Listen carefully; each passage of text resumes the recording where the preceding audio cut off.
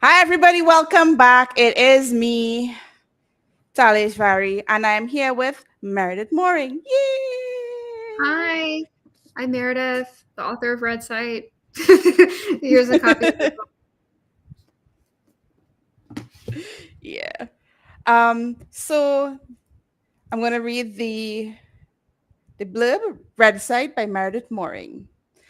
Corinna has simple priorities: stay on the Navitas, stay out of trouble, and stay alive. She may be a Redsay, a blind priestess with the power to manipulate space time, but she is the weakest in her order, useless and outcast. Or so she's been raised to believe. As she takes her place as a navigator on an Imperium ship, Corinna's full destiny is revealed to her. Blood brimming with magic, she's meant to become a weapon of the Imperium and pawn for the order that raised her. But when the ship is attacked by the notorious pirate Asta Haran, Corinna's world is ripped apart. Asta has a vendetta against the Imperium, an all consuming dark power that drives her to destroy everything in her path. She understands the world in a way Corinna has never imagined, and Corinna is drawn to her against her better judgment. With the Imperium and the justice seeking warrior Sahar hot on her heels, Corinna must choose her side, seize her power, and fulfill her imperiling the future of the galaxy and destroying the fabric of space time itself. You know, it's a very low stakes book, you know? Yeah, I know that like low stakes and cozy stuff is really popular now, and I'm afraid that is like not what you'll find in this. Yeah, I mean, we started off pretty heavy in the book. She starts off, um, it starts off with a little blood sacrifice here and there. that's the one thing where like even my some of my family members read this book and they were like, Meredith, why did you have to make this so scary? I had to stop reading at nighttime because it like bothered me so much. Like I have like only a few relatives that are like into science fiction, but several of them have like read the book anyway because I guess they're trying to be supportive. And like just because somebody's like into science fiction though, like the Red Side does have a lot of like horror elements. So Right, it especially does. the first act definitely has some like pretty like frightening sequences and they were like, oh my god, this is like way scarier than anything I've ever read before. And I kind of felt bad. But um so, but when I was originally like writing it, I didn't have the initial like the first act wasn't quite as scary.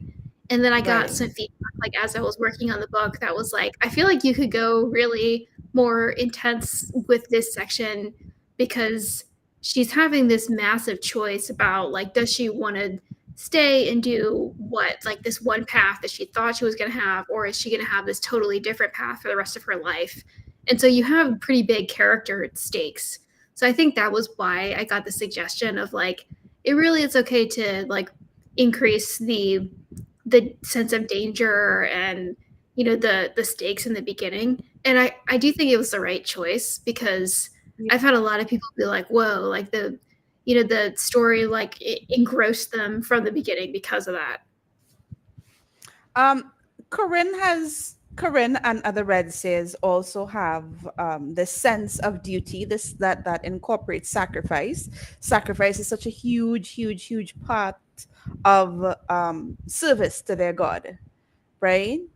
Or to Right. their goddess, and they're forced to make choices that go against their own nature. So it's this self-sacrifice of self, and what and they're good characters that are haunted by these sacrifices that they've made, because it's not just sacrifice of self that they've had to make.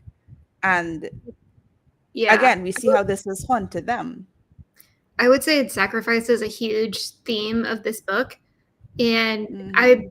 and I feel like anytime, especially because I'm writing about a character that doesn't have their vision, it's kind of like Right. you're writing about a life where somebody has given up something or like they've had something taken from them. And so, Right. like, this is a character that, like, thinks about, like, that is emotionally dealing with, like, losing things every day, like losing an experience, losing a way of perceiving something. At least that's how I was, like, thinking about it. And I was Right. thinking, like, if you're living this way where you're giving up a lot of like what a able-bodied person would think of as like a regular experience, does that change the way that you think about like this type of religion that does require you to give so much? And like at what point does all of this like does it become easier or harder to give things up when you're in Right. that situation?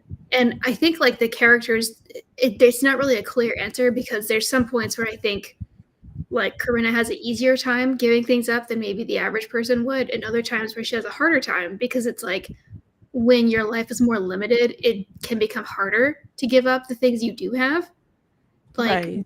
the freedom you do have, or like the beliefs you had. Um, so yeah, I mean, not every like religion that's going to be depicted in like a science fiction or fantasy book is necessarily going to be as extreme as the one in this book. But I Right. really wanted to think about like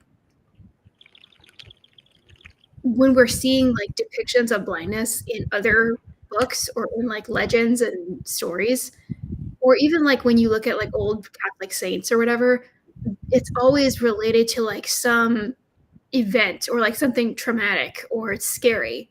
And I was thinking about that as well, about like when I'm writing about this stuff, you're drawing on all these past examples from like history and other books. Right. One thing I noticed is that Corinna isn't, I don't want to say completely blind. I might be using the wrong term. Feel free to correct me as I go along.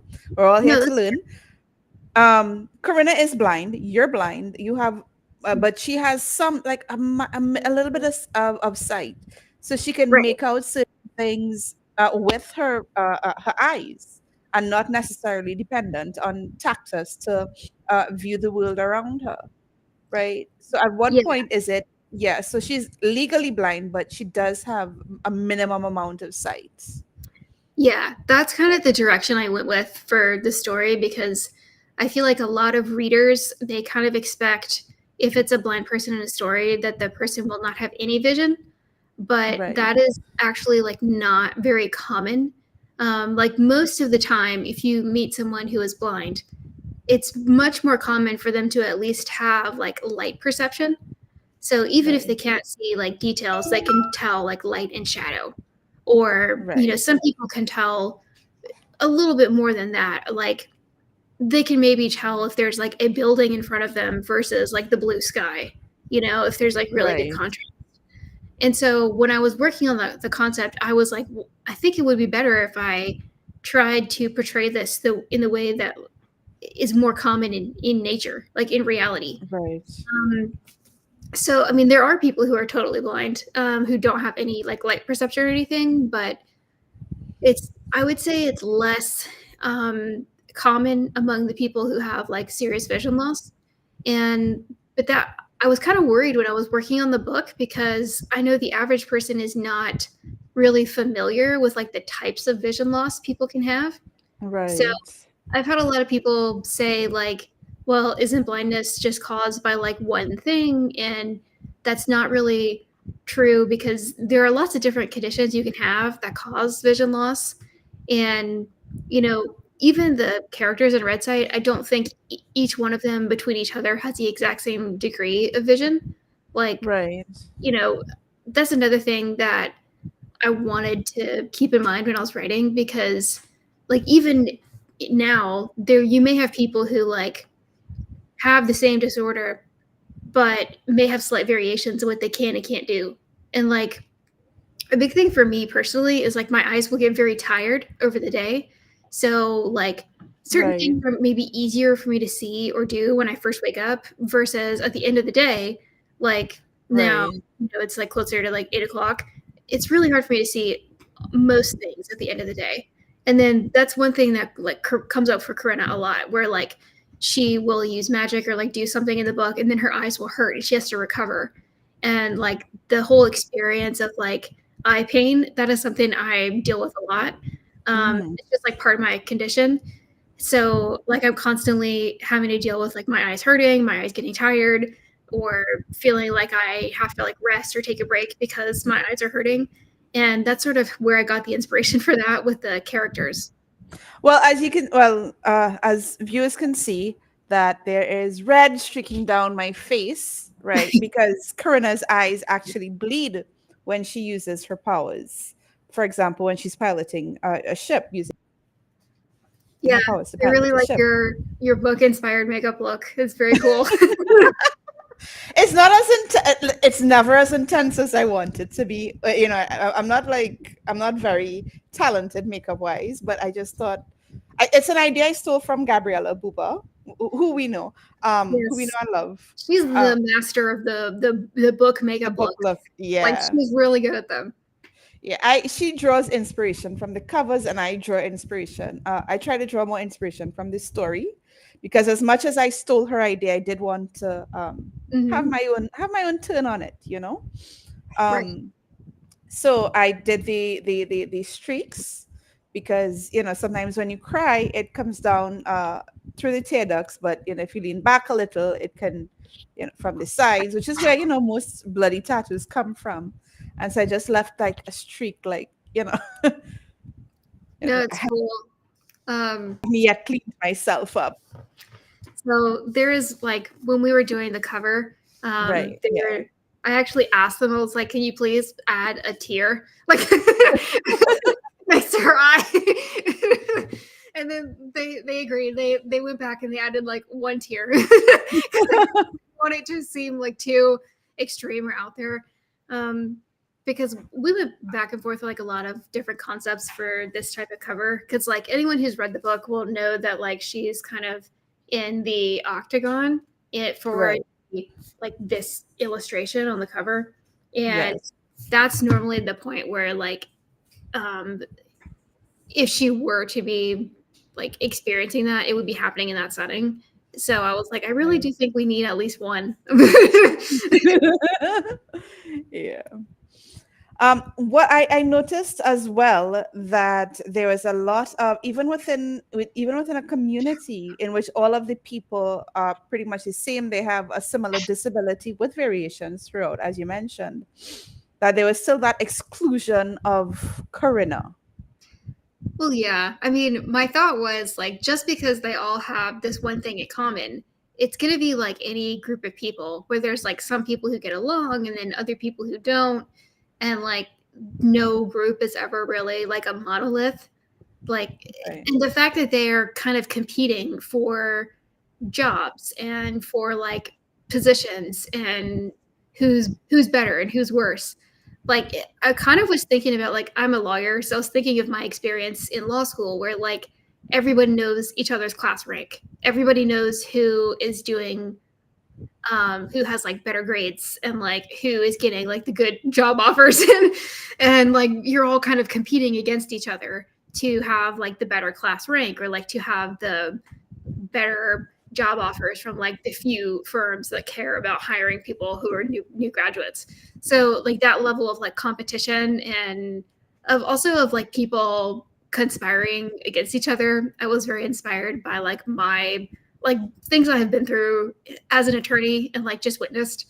Um, so just the idea of like, oh, well, oh, we all have this thing in common. We have the same career field and the same path, but in reality, it's like still very adversarial.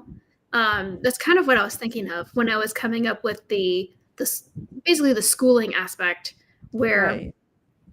everybody knows that who is the talented student and who isn't, and she is perceived as like a less desirable person to be around because everyone perceives her as like not being as talented. And it turns out that she is talented, but she was being nerfed in essence, so Yeah. that Yeah, I mean, she was kind of being manipulated by right, people she trusted to, I mean, in some ways to help her, but also to help the people who were controlling her. right.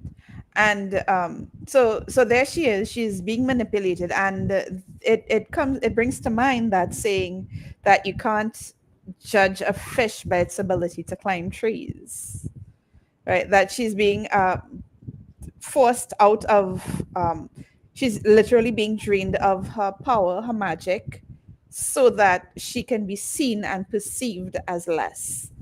And we see how that impacts her moving forward, where she is hesitant to make decisions and makes decisions that, yeah, that doesn't quite match up what she was raised to do because of it. Right. Because I think, I mean, especially in the beginning of the book, I would say that Corinna has a lot of like self doubt and struggles to believe in herself. And it takes her a while to realize that she is capable of not just of helping herself, but of helping others. And I think a big part of her story is like the struggle of realizing that like you're not helpless, like you can do things to help yourself and to help others, and that going from this position of feeling totally like nothing is in your control and you're like powerless over what's going on around you, like of having very little agency to having agency, I think is a really interesting progression. I enjoy reading books where a character maybe starts out with like a they don't have a lot of options, and then over the course of the book, through their own like determination, they create options.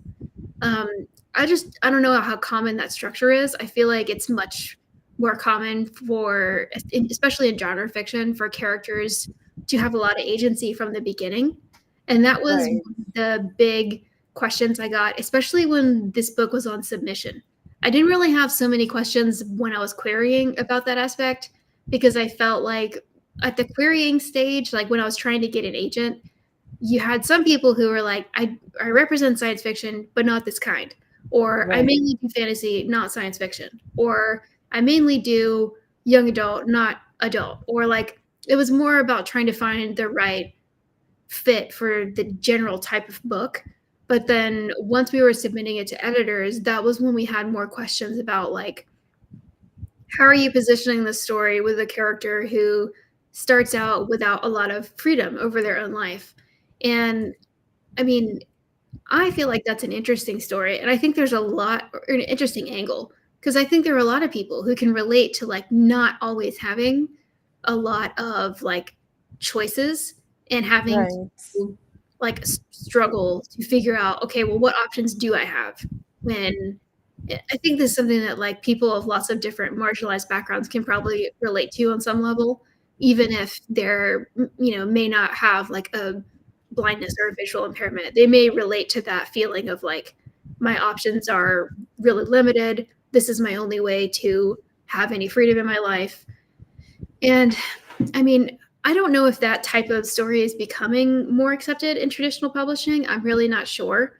Um, I don't think it's becoming more acceptable as much as it is that readers are hungry for difference and for change and to see themselves represented. And for example, you're Caucasian, so there are certain aspects that someone who is Black or Indian or indigenous to their lands but was colonized, you would have different experiences. But you do have experience with marginalization. You do have experience with a lack of options based on something that you're experiencing right now. So, for example, your visual impairment is what marginalizes you, and you've seen that.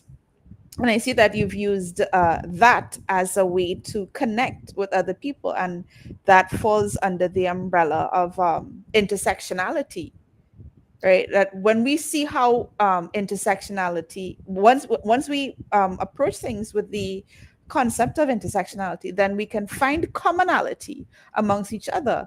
And so for example, we're considered global south economically, and like there's a form of marginalization that we would experience. And I observed that happening within your book, and it felt so very well represented, right? Where the Imperium was snatching people from poorer colonies Yeah. to do their dirty work, right? Yes, That I'd say they imperialism is like a big aspect of this book. And because I feel like you if we're talking about like our current world, you can't even understand the world we live in now without considering that.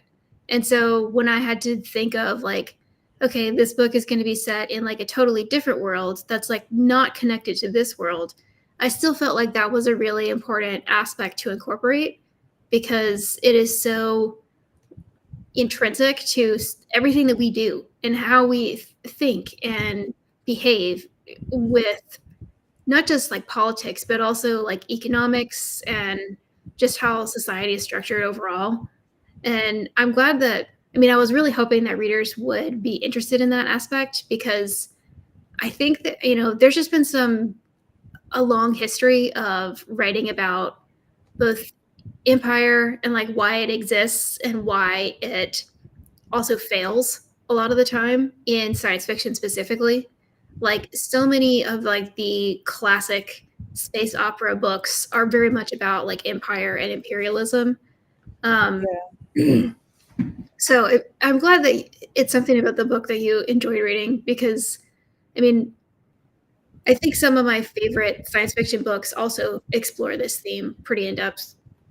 Yeah, I think it like a lot of the classic sci-fi explores that as a theme. Dune comes to mind very easily, right? Star Wars. Yes. So a lot of the books that I was very inspired by when I was trying to think of like, okay, I'm writing a space opera. What kind of novels am I, referencing in my version of a space opera? Because Right. one of the things about genre fiction is like you are always building on the work that came before you and like the way the ideas were considered before, your attempt at considering them and like you're always it's like a shared idea, it's like a collective idea. So Dune was definitely an influence on this story for sure, and that's one of the it's probably one of the first science fiction books I ever read, and I think it had a really big impact on me, also because I was pretty young when I read it. So Yeah. it kind of is like one of those books you read and it really informs your understanding of like what the genre is. And then also, I mean, I am a definitely a Star Wars person. Like, I was really into the sequel trilogy, and I feel like people who knew me from that time can definitely see how it influenced this particular book. Um, but I Right. also think like the difference with REDSIGHT and Star Wars is like Star Wars is obviously for a much younger audience. Like it's meant to be something that like a child can watch, and it's like it's not inappropriate for kids.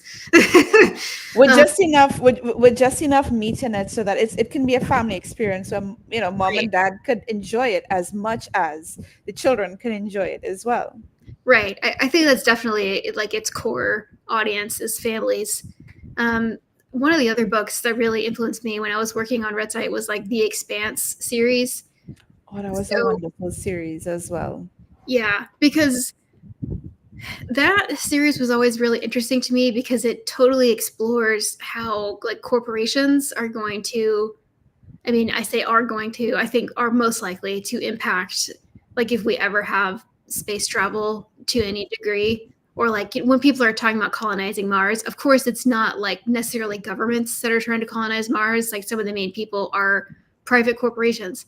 And that's another thing I was trying to consider when I was working on Red Site, because you do see a lot of like government actors in this book, but I also was wanted to point out that like a lot of why the Red Seers are used in the way that they are is about money. Like it's Yeah. literally about like getting resources and finances. Because I feel like that is such a ingrained way of behaving. Like it's hard for me to. I mean, maybe there are more creative people out there who can imagine like a space opera like this, where capitalism is not part of it. But I had a hard time imagining it. So Yeah, I've often seen bandied around social media where it said that corporations want space travel not because they want Star Trek, but because they want Dune. And instead of it's like this book is such there's some good comparisons to Dune, and instead of using spice, which it's an inanimate object, can be mined from the ground. You the red says are the mode of space travel, and everybody wants them for themselves, and so there are people that are taken out of be- these red says, these people not allowed. There's already so much that they're being sorry, there's just so much that they're being prevented from doing, so much autonomy that's being lost, that Yeah. they're even further marginalized or even further discriminated, like not discriminated against, but they're being further pressed down because they're now pawns in someone else's struggle. They don't even get the luxury of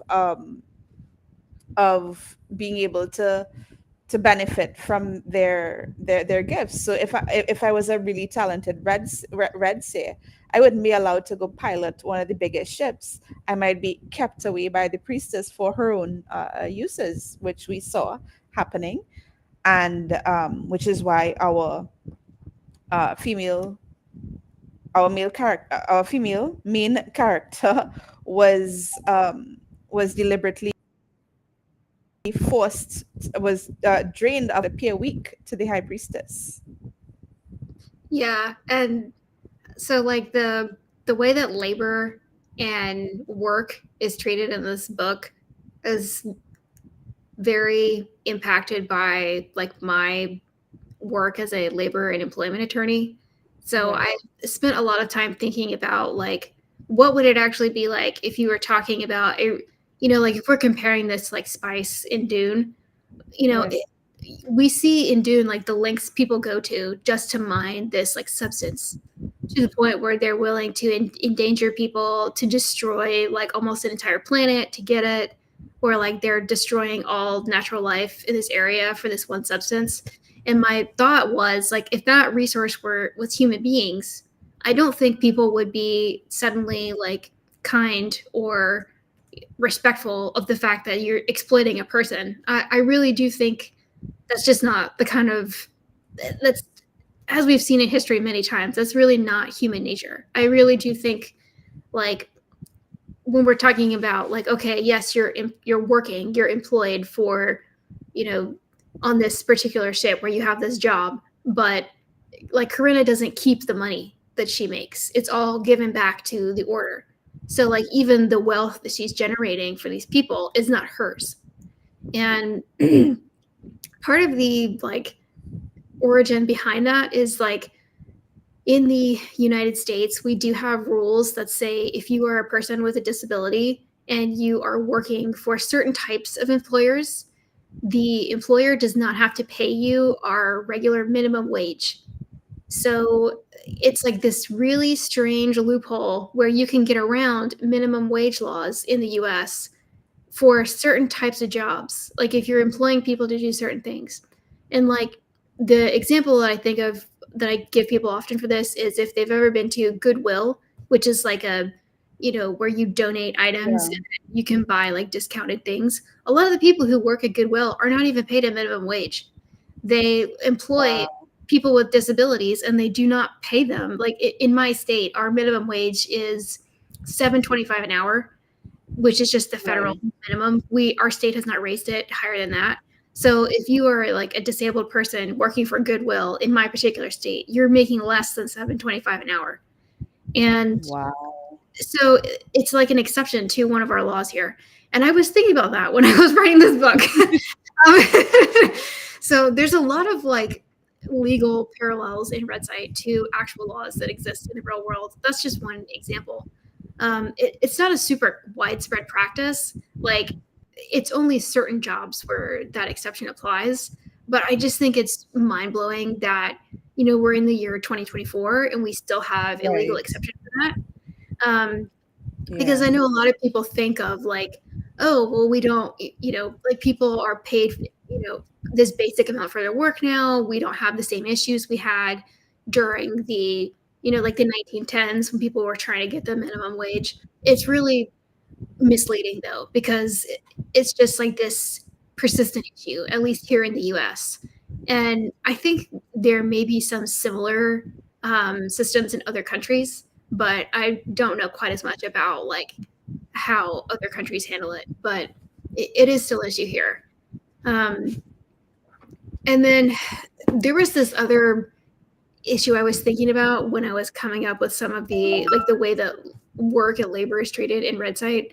I like a long time ago, before I got my law license, I was like an intern for a legal nonprofit. And we actually used to go to like these closed workshops where like people with disabilities would be working, but they're essentially in a hospital. So they are being like hospitalized for their entire life.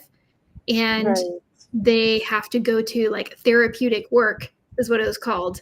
And so we were going in to basically evaluate this workshop and see, are the workers being treated fairly? And it was just mind boggling, because it's like Mhm. you have all these people who are apparently like too sick to be out living on their own, but they're being forced to work while they are forced to be in this hospital. And it was not in nice conditions either. So that's something I also was thinking about with the characters in the book, because it's like they are in an institution. Like the Right. religious orders are essentially an institution, and they're not really given a choice of like what they're going to do to help this institution. It's like either they're kind of told like you're going to go do this job or you're going to go do that other job. And so like in some ways you would think, oh well, Corinna is growing up in this community of other blind people. It must have been better to live that way when you're with other people who have a similar condition to you. But the reality Right. is like much more challenging for her. And we see that the characters are just, because they have these such unhealthy beliefs, they do not have empathy for like what other people are going through. Right. Um, I mean, it's literally a cutthroat environment, right? Yeah. Yeah, that's true. Very I true. was like, wow, wow, Meredith. That was really subtle. That was so subtle. um, sorry. Yes. Okay, can you hear me now? All Yes. Yeah. right, good, good. Um, so there was a scene in which they were told that they had to sacrifice some of their blood, but they had to fill up this container, and each person had to decide. There's a room of 13 people, and you get to decide how you want to fill it, one or all. And yeah, and it was this like, would people come together and determine, okay, how about we sacrifice instead of all of us pitching and chipping and just add a little so that one person doesn't bear the entire brunt of it. That it we can see that it is sometimes they would rather just sacrifice one person so that they can have all their resources to move on to the next stage, which we saw happen in that particular scene. And was that a callback to Ursula K. Le Guin, those who walk away from their millers? Was it a callback to that story? Oh, not necessarily. I mainly when I was thinking of that scene, I was thinking like this is like a social experiment to see, Right. are these people going to be collaborative and work together? Or, I mean, the other side of it is you have a lot of characters who have basically been indoctrinated to Mhm. have these really toxic, unhealthy beliefs about, like what's valuable and what's not, and like do people have inherent value, or do they not? And it's almost like they have been given this impression that like just because you're a person doesn't mean that you deserve to be given humanity. And I think I was really trying to examine like what makes somebody, at what point do we consider somebody human and like worth Right. respecting and worth considering? And at what point do we say, no, you're so different from me. I perceive you to be so like valueless that I don't consider you human. And I mean, sometimes people have read this book and they're like, Meredith, this book is really brutal. And I'm like, But every every really intense thing in here, it's because I was thinking about something from our world, like from our life. Like I didn't just come up with the idea of like people being horrible to each other out of nowhere. Like this was not all just me coming up with what are creative ways for people to hurt each other. It's like it's mainly like how do I think like people would actually act in this situation. I think there is definitely a world or, you know, a possibility of people treating each other really well and having a more collaborative approach and saying, okay, instead of just giving up on one person, we're each going to give up some of ourselves. And because I think that's supposed to be like the lesson they're supposed to learn, which is like it requires like to continue having this religious order, it requires sacrifice from everyone to maintain Right. it, you know, or commitment from everyone, which I mean, it's trying to push for this like collectivist result, and instead you get people who act in a very individualist way, where they're Hmm. like only looking out for themselves.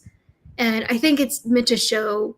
I mean, at least I was like trying to show that the way this religious order is set up, it's not communicating the values it needs to communicate. Like at some point, maybe like when you had the original goddesses, this wouldn't have happened this way. But over time, their beliefs have been essentially like warped by people with their own interests. In the same way that like, I mean, you could say this about a lot of conflict in history that's based on faith. So like Yeah. Christianity has had many episodes in history of like leaders who are manipulating a religious group because it's for some reason it's in their own interest, like for individual reasons instead of like for the benefit of everyone who has certain beliefs. Yeah. Like, for example, following that very scene that we spoke about, there's another scene that was very disturbing to read. um, it said that because they used them in times of war, because they were being used in times of war, they said, okay, if you are able to sacrifice yourself, but now there's this higher order. You know, you've passed one test. This is like the level 2 test. It's a more advanced test, and if you're good enough, and it's playing on their need to feel a sense of sacrifice, you need to now be able to sacrifice others. And they use that as well. You know, it's military strategy. Somebody has to go. You need to learn to, you know, it's that concept that, you know, and they use that to manipulate these children. I mean, they're young adults, really, but you know, their prefrontal cortexes aren't fully formed yet, so technically they're still children. So you have these children that are being manipulated, and they say, "All right, be able to sacrifice these other people." And while she, you know, and even our hero went ahead and did it, and it broke her, and it made her more. It made her more anxious. It made her less decisive in what she did, because it affected her, right? Um,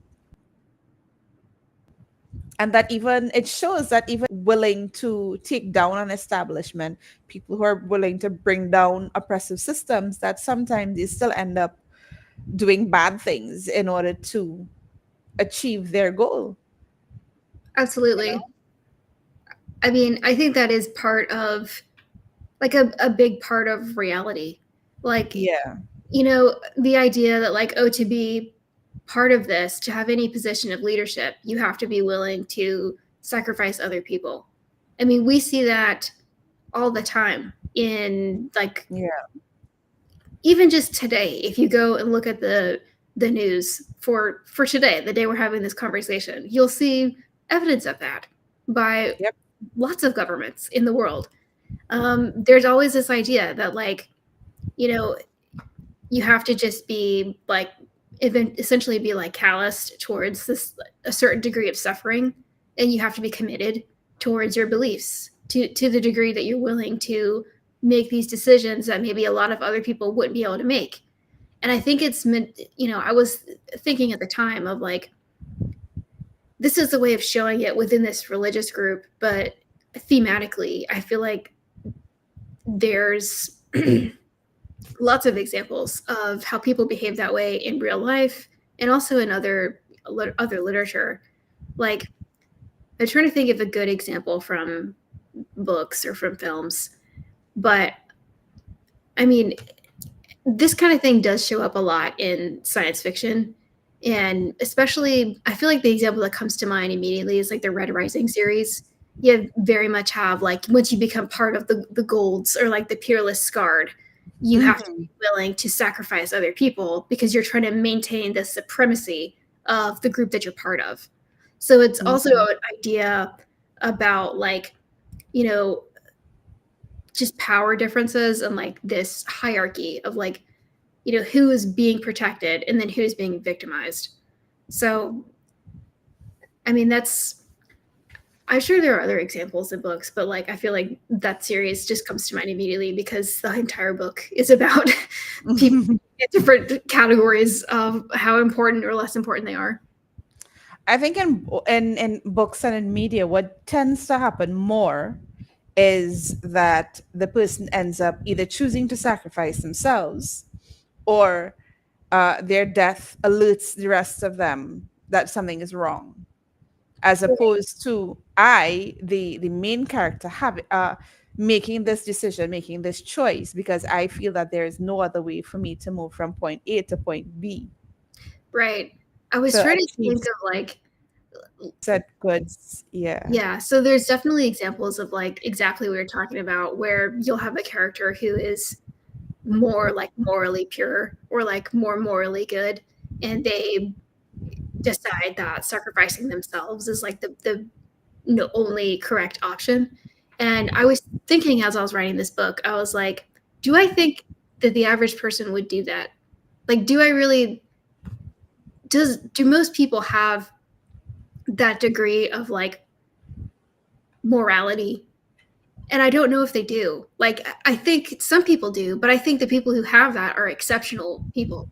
And I think most people, when they're put in this position of extreme stress, where like all their beliefs about their life are basically being broken in front of them, I think a lot of people would react the way Corinna does, where she, like, it really like shatters her understanding of what her order is about and the purpose of being a red seer and like her own memories of what she thinks she saw or maybe didn't see in the past. Right. I thought that like the her having to live through that and figure out how to deal with it afterwards was a more interesting character choice. Not that it's like I'm not saying that she made the right decision. Obviously, Yeah. she makes a lot of decisions in the books that are really morally wrong.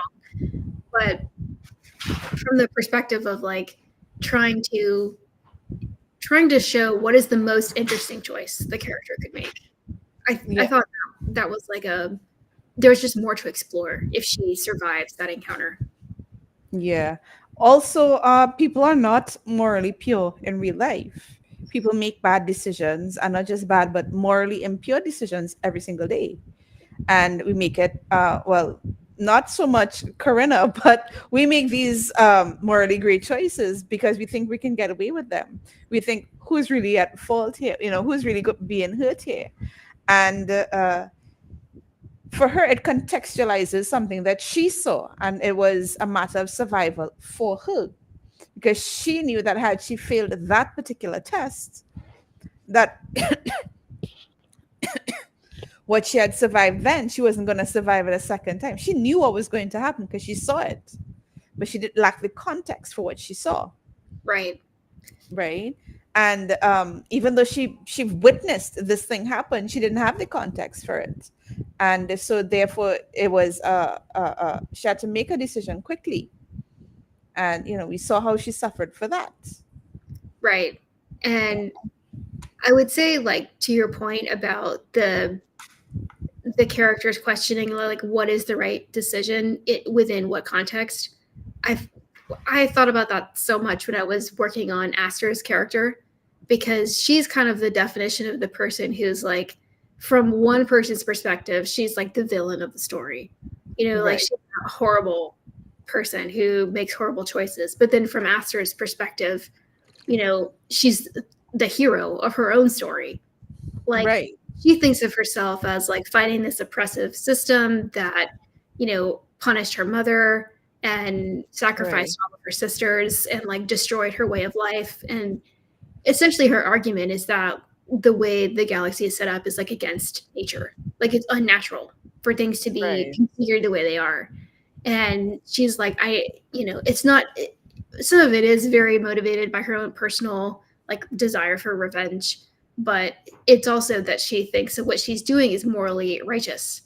And I honestly think, like, if we're talking about how things function in our lives, there's lots of people who do things that we think maybe are morally wrong, but then the person doing it is always going to think that they're doing the right thing. They have a justification in their mind of like, well, no, I have to do this dangerous thing. I have to endanger these other people. I have to make this difficult political decision because this is what's right. And like, we don't all have the same definition of right. So Right. this book is really built on like ambiguous morality and like perspective. Um, that's why I thought, Because she did have her mother entombed. She did watch her sisters die, right, right? And she watched, and she lived alone for almost 1,000 years. yeah. And, It's so how much suffering would somebody have to go through for their revenge to be justified? Like precisely. how, yeah, like at what point do you say, you know what, even though what she's doing is awful, you don't blame her for reacting that way? Is it more Yep. human to react the way that she acts? Like those are all questions I want people to think of like as they're reading the book, because I Like, don't think, what would you do if this had happened to your mom? If your hundreds of sisters, this had been done to them, and for what purpose, right. right? And then to watch the descendants of the people that did that to her mother come together and just destroy the galaxy, just strip mining planet after planet after planet, settle. It was difficult for her to watch, for Asta to watch as well, right? And not to justify anything, not justifying what she's done, but you can definitely understand. Yeah, that would screw a person up. Yeah, for sure. And I was trying to think of like someone who has had these life experiences. It's obviously a deeply traumatized person. This is something that like I actually talked about with different friends when I was getting like critique on the book of like what did they think was like the right reaction for her to make in certain contexts. And my thought is always like, she's acting this way because I think this is how a real person would act if they'd been through a lot of these experiences. Like, do I think the average person would be so more like emotionally resilient that they can bounce back from like losing everything and just like seeing that loss every day and seeing it get worse? I mean, I think most people would struggle. And I think that struggle is what makes stories interesting. Um, Yeah. I know people complain a lot about villains having good motivations or villains being operating from a point of trauma, but I think it's more realistic. It's genuinely more realistic than somebody saying waking up one morning and be like, oh, you know what I had on my calendar today? Let's be evil. And they right. just go and be like, nobody, like, people genuinely don't do that. Even people who think that's what they're doing so from a position of I need attention, right? They want attention. Or, Or they have they small, want attention because they haven't been given attention. So it becomes again, this black hole of desire for attention, much yeah. like Astor's hunger. Yeah, or people have these profound emotional needs that are Yeah, so strong that like they'll do anything to satisfy, this emotional need they have. Like they need to be understood, they need to be respected, they need to have, you know, to have freedom, like all, or to be admired by others. Like, I mean, these are all examples of things like some people will do anything to have those emotional needs met. And I feel like Esther is kind of like that, where, but the thing is, like, it's human to have these like strong feelings, like the way that she does. Um, yeah, so again, it's like she's literally a monster, but she's also very human. So, yeah, I mean, and the idea is like the monster is the the feelings we all have. Like everyone feels anger, everyone feels this Yes. envy or jealousy or grief, sadness. And it's like all of those emotions are like, we say that these are like the bad, unpleasant emotions, but Aster's kind of like the personification of those things. And I Right. kind of was trying to show that like you can't be a person without having these feelings. Like you can't just like cut out the negative part of you and lock it away and forget about it. Um, so that's why like Furia is literally kept in a tomb. You know, it's like this reactionary response that society has of like these strong emotions frighten us. We don't want to deal with it. We want to compartmentalize it. And that's essentially what ends up happening to her. Yeah. We are at 8:26. We're almost ready to wrap up. We haven't even spoken about Sahar. We haven't even spoken about the three goddesses. Who, by the way, you have your red seers, you have your black witches, and you have your white. Oh my God, I forgot the term. There's a lot of made up terms in this book. But the three sisters basically red, black, and white, and it's like, oh, those are my national colors. The Trinity flag is red, black, and white. Nice. You know, so Trinidad me house. So and I mean, again, triangle being the strongest force, and I thought of it like fire has three components. You need fuel, you need oxygen, and you need heat. And you take away either one of them and you no longer have a fire, it goes out, which is basically the core of firefighting on a whole. And and that is what causes the world to go out of balance, because you have all these stars and planets popping up out of the blue because Furia was locked away, and her witches were her devotees were killed out. To be a devotee of Furia was to be a heretic, and that Yeah. was an arrestable offense throughout the galaxy. So a big part of like having the three religious orders was to show that like all these characteristics rely on each other. Like you can't take one part out and then have everything else function how it's supposed to. Right. So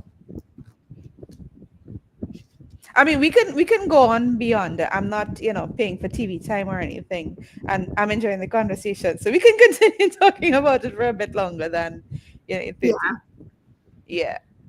Yeah. So I looked at that as well, and we think sometimes you want to check one thing and we overcorrect, and it's that overcorrection that caused that imbalance throughout the galaxy, and that imbalance created increased the pockets of marginalization and corruption throughout these religious orders, because the Furians weren't correct, and neither were the followers of the other two goddesses, who, by the way, they're all sisters. Um, so there was massive corruption throughout, like institutionalized corruption right. throughout So the even major with like that from remained. even from Sahara's perspective, where she's shown as being this very like morally righteous person, even within her order, which is supposed to be all about like justice and fairness, there's a lot of dysfunction. And I mean, I thought that was important to show, because it's like, even for the people who pride themselves on like knowledge and wisdom and fairness, they're still struggling with this because the entire structure of their society is wrong. So Right. you can only be so fair if your foundation is unjust. Yeah. Well, this book was a pleasure to read through and through. There was a scene where she gets full control, her full power is revealed to her, and her mentor at the time is asking her, "Can you how many?" And she says, "All of them." I was like, "Ah!" Yeah. The show, this movie, The Professional, Leon, Natalie Portman, Oh, Jean I've Reno. never seen it, but I know what you're talking about. You know this scene, right? So Gary Oldman has this character where he tells them, "Oh, we need everyone." Everyone, everyone. Yeah, I got everyone. I was, yeah, yeah, all of them. That's not how it was presented in the book, but that's how I chose to read it. Yeah. So, what plans do we have for the stories? What are you working on? Anything right now? Anything you're willing to share with us? So I am working on a new project, but it is a fantasy as opposed Right, to like a science fiction. right, I've been working on it for a while, but it's more of like a direct romance, which there is a right. lot of romance in REDSIGHT, but it's not like the main plot of the story. It's like Yeah, they're this it's like a following these characters, and there is romantic subplot basically. But the project I'm working on now is has much more of like a climate focus. So it's basically about like two nations that were affected very differently from like a serious climate event, and they develop really different religious beliefs based off of these different environments they're living in.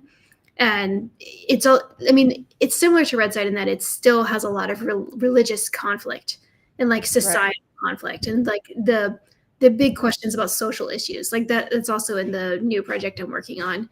um, I'm not sure when I'll be able to share more information about it, but No, it's I have fine. really enjoyed working on something different, like that's fantasy, because I was essentially like reading and writing science fiction for a really long time. And then after that, I was like, I kind of want to think about something else. I was like, I need a change of pace, essentially. Because before I wrote REDSIGHT, I Yeah, actually worked like another manuscript before this that was but it in 2019 I wrote a book about a virus, and like I literally wrote a book about a viral pandemic, and then the actual like COVID pandemic happened, and I was like, you yeah. know what? I'm just gonna put this book over to the side. I'm gonna forget about it because I just didn't think people would really be in the mood to read about that kind of experience when we all had to live through something that was so stressful. Um, Right. and so that was like two manuscripts in a row that were like science fiction. And I was like, maybe I should try like just fantasy. So, I mean, I also have tried writing like horror manuscript before. Um, and, but now I'm working on basically a fantasy book. And it is still very much about like empire and what it's like for people to live under these systems. It has similar like social issues, but it also has like a mainly a romance at the heart of the story because it's about an arranged marriage. So it's like these basically two people from different nations who have this arranged marriage or political marriage essentially to solve political conflict, and essentially like what happens after they have this marriage. Like does it work or does it not? um Right. yeah, so but we'll see what happens with that. Nice. Well, thank you so very, very much for joining me. I appreciate you so much for sharing your work with us. Um, we covered a lot of ground. Yeah. When did that time go? That hour just flew by so quickly. Yeah. I do have with me. Yeah, I do have with me next week. I will have Erin Fulmer. Oh, Another name we're nice.